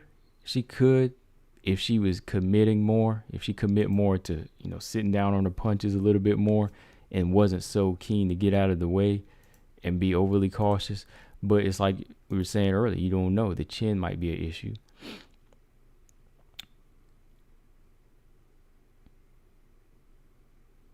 Ooh, Chikagan versus Velasquez. Oh man. Off of the way they fight. Ooh, let me see here.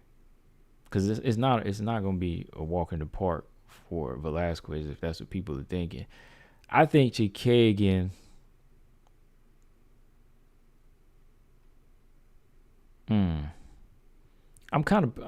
I might have to pick Chikagan in that fight. Just because she's so offbeat and weird in her awkward style, and she's always throwing punches, and she'll win by winning over the judges. Like Chikagan is a master at winning over the judges at times, with that type of style. So I think Chikagan would do it.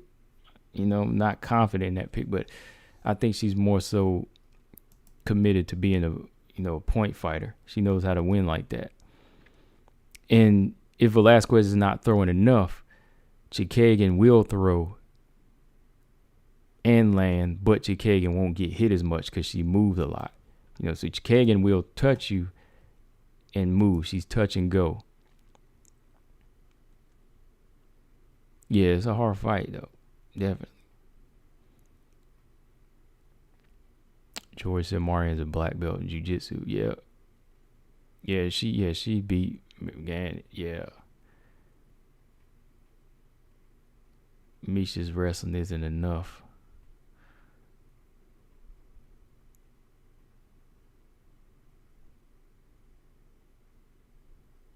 Juliana didn't just go for the knockout. She threw everything straight and was pot shotting. Yeah, she didn't.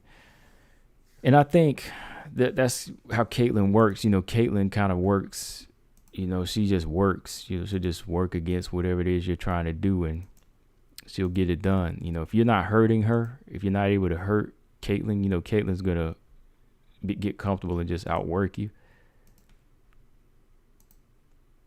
Right. Yeah, she'll get the judge's favor. And I think she'll get it. She'll get it by how she moves in there.